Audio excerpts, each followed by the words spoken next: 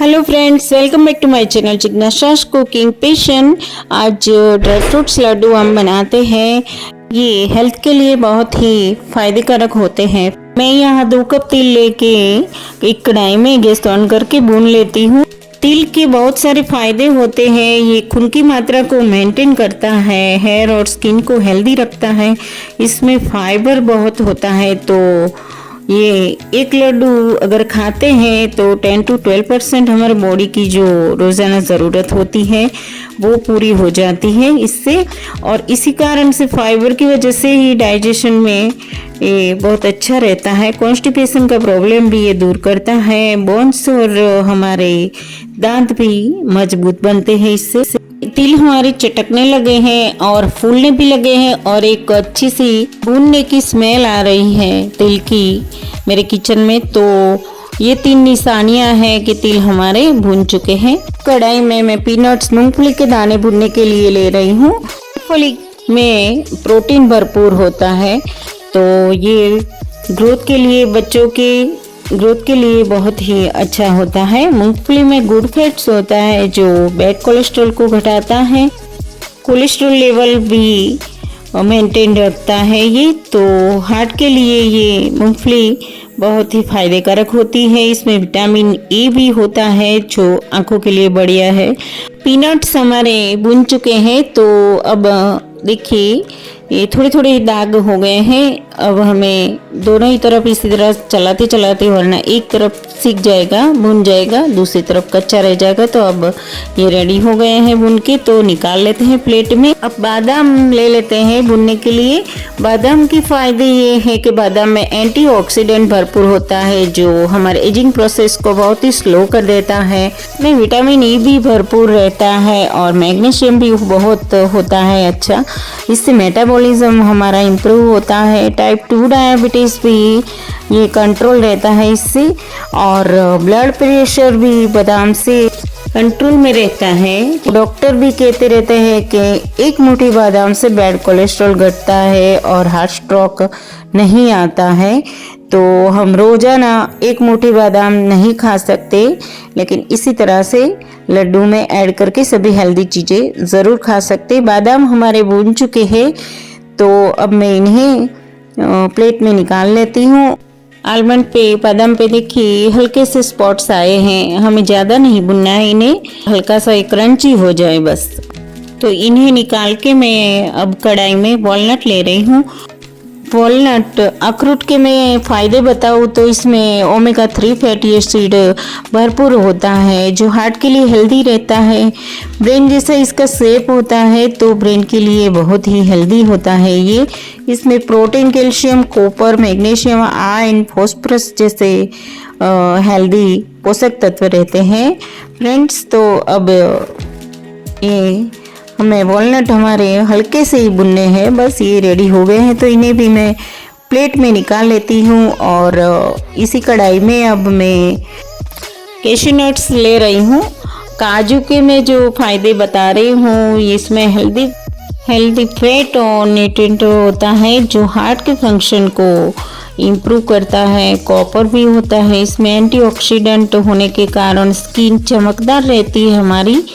Ageing process को भी ये कम करता है और आँखों के लिए भी बढ़िया रहता है काजू।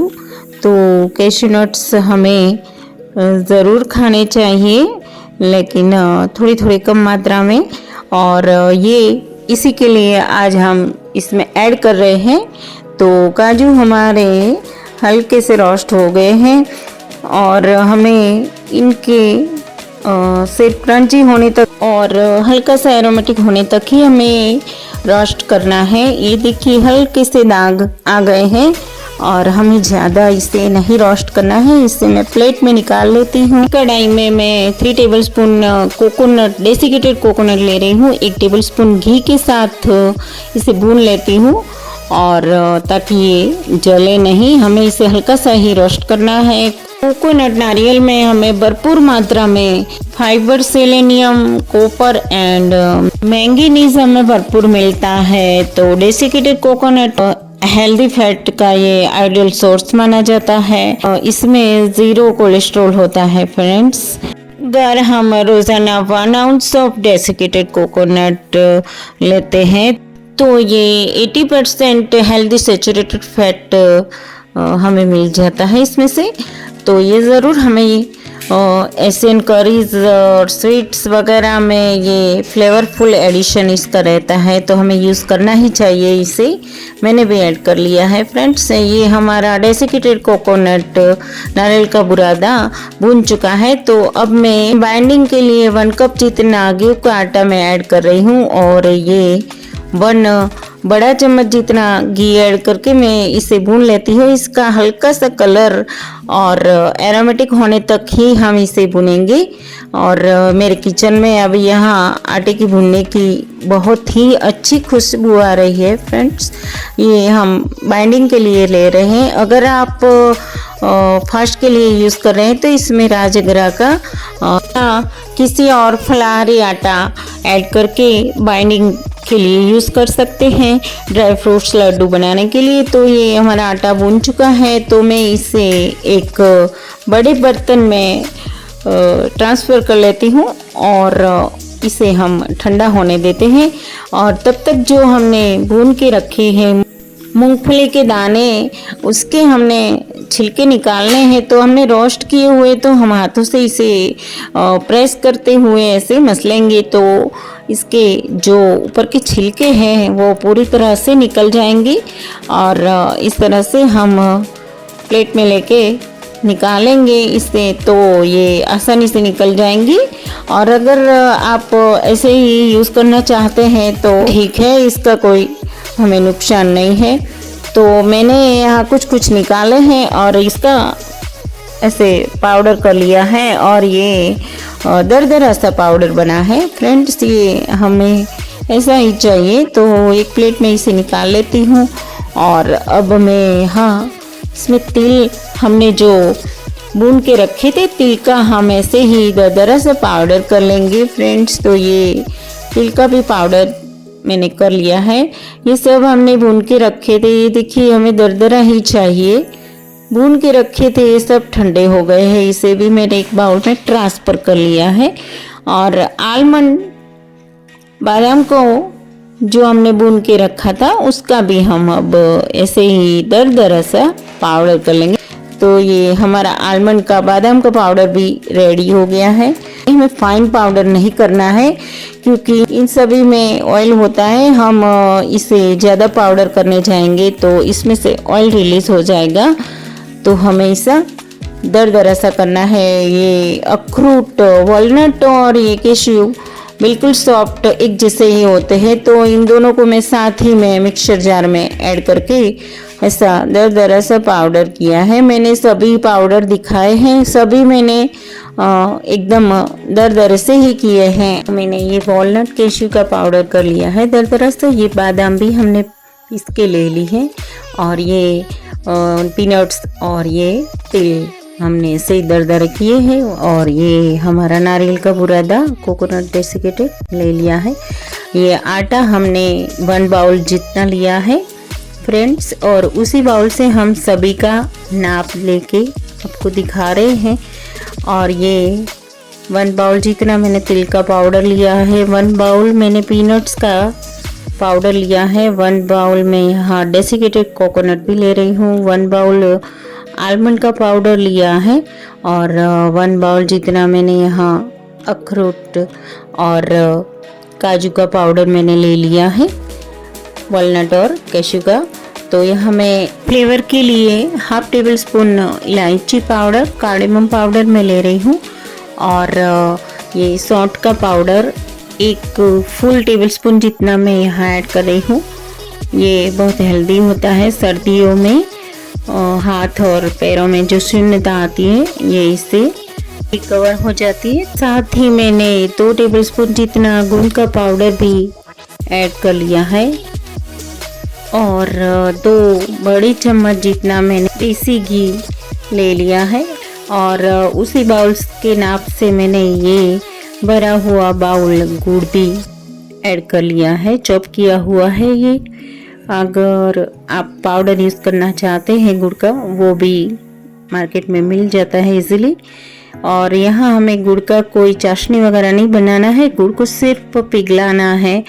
और थोड़ी देर अगर चलाया और गुड़ हमारा पिघलने लगा है तो गैस को आप ऑफ करके ऐसे मिक्स करना। मैंने भी अभी गैस को ऑफ कर दिया है फ्रेंड्स, वरना ये हमारा जो गुड़ का चाशनी वगैरह बन गया है तो लड्डू सॉफ्ट बिल्कुल नहीं बनेंगे। तो हमें ये ज़रूर से ख्याल रखना है कि हमारा गुड़ और घी का जो मिक्सचर है वो बिल्कुल सॉफ्ट रहे। गुड़ में आयरन भरपूर रहता है, घी भी बहुत ही हेल्दी होता है बॉडी के लिए, जॉइंट्स के लिए, आइज़ के लिए, ब्रेन के लिए। तो ये हमने सभी हेल्दी चीज़ें ओके कर ली हैं। गुड़ पिघलने के बाद हमें इसे उबालना नहीं है, बिल्कुल एक भी उबालाना नहीं चाहिए, सिर्फ हमें गुड़ को पिघलाना ही है फ्रेंड्स, ये याद रखना है। अब हम ये गर्मा गर्म गुड़ और घी का जो बनाया है मिक्सचर वो हम गोंद के पाउडर के ऊपर हमने सारे पाउडर ऐड करे हैं, उसके ऊपर हम ऐड कर लेंगे, ताकि हमारा जो गोंद का हमने 2 टेबलस्पून जितना पाउडर लिया है वो भी ये गर्मा गर्म अगर गुड़ आता है इसके ऊपर तो हमें प्रॉब्लम नहीं होगी अगर हम ये 2 टेबलस्पून गोंद खा लेते हैं लड्डू में।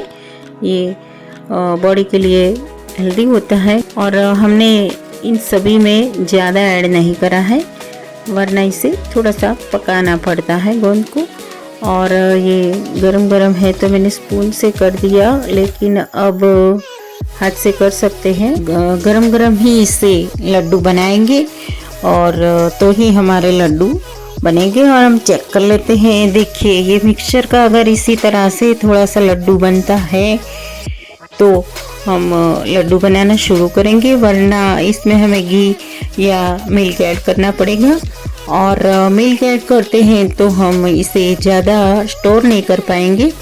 तो अगर आपका ऐसा हो रहा है तो आप 2 टेबलस्पून ज़्यादा घी ऐड कर सकते हैं इसमें, वो भी गर्म करके, तो अच्छे से लड्डू बन जाएंगे आपके। और देखिए इसी तरह से मैंने ये सॉफ्ट और एकदम स्मूथ सरफेस वाले लड्डू बनाए हैं। और ऊपर से मुझे पिस्ता बाहर अच्छे लगते हैं तो मैंने इस तरह से बाहर ऐड करे हैं। आप चाहे तो अंदर भी पाउडर फॉर्म बना के या ऐसे ही ऐड कर सकते हैं। ये पूरा जो मिक्सचर हमने बनाया है उसमें ऐड करके भी, और इसी तरह से हम सारे लड्डू बनाएंगे। और अगर आपकी चॉइस है तो इस तरह से हम ये मैंने किशमिश का स्टफिंग भी किया है। और अभी उत्तरायण आ रही है तो उत्तरायण पे हम देखते हैं कि कई लोग उसमें सिक्का मिला के भी स्टफिंग करते हैं और इसका दान वगैरह करते हैं तिल के लड्डू के, और ये बहुत शुभ माना जाता है। और देखिए मैंने यहाँ एक किशमिश का स्टफिंग भर के लड्डू बनाए हैं, और अभी मैं एक सिक्का वाला भी आपको दिखाई देती हूँ। मैं ऊपर से इस तरह से पिस्ता ऐड करके इस तरह से सारे लड्डू मैं बना लेती हूँ। और ये मैंने पूरे बना लिए हैं फ्रेंड्स। और लड्डुओं को हम यहाँ सजा लेते हैं, प्लेट में प्लेटिंग कर लिया है मैंने, देखिए। और फ्रेश रोज के साथ मैंने सजा भी लिया है। सुबह में खाली पेट एक लड्डू हम रोजाना खा सकते हैं। ये लड्डू हम 1 मंथ स्टोर कर सकते हैं फ्रेंड्स। मैंने बताए हुए नाप से मैंने यहाँ 1 kg लड्डू बना लिए हैं। ये देखिए मैं सिक्के वाला भी यहाँ सिक्का ऐड कर दिया है मैंने लड्डू में, और ऊपर से ऐसे प्रेस करके हम ये सिक्का वाला लड्डू बनाएंगे। अगर आप पूरे ड्राई फ्रूट्स के नहीं बनाना चाहते हैं तो सिर्फ पीनट्स या तिल से भी ये लड्डू बहुत ही बढ़िया से बनते हैं फ्रेंड्स। इसमें जो भी आप अवॉइड करना चाहें और जो भी ऐड करना चाहें ये आपकी चॉइस पे रहेगा। लेकिन देखिए ये एकदम सॉफ्ट बने हैं, और ये हमने जो स्टफिंग किया था उसे हमने तोड़ के भी दिखाया है किशमिश का। देखिए, और सिक्का वाला भी हम दिखा लेते हैं। देखिए, ये देखिए ये कितना सॉफ्ट बना है और ऊपर से एकदम बाइंडिंग वाला दिखता है, लेकिन जब हम बाइट करते हैं तो एकदम सॉफ्ट लड्डू बने हैं और हेल्दी भी है। तो मेरा ये वीडियो अगर थोड़ा सा भी अच्छा लगा है तो वीडियो को लाइक कीजिए, अपने फ्रेंड्स के साथ शेयर करना मत भूलना। तो मेरे चैनल को सब्सक्राइब जरूर से कर देना और बेल आइकन को एक बार प्रेस कर देना ताकि मेरे अगले वीडियो आप तक जरूर से पहुँचे।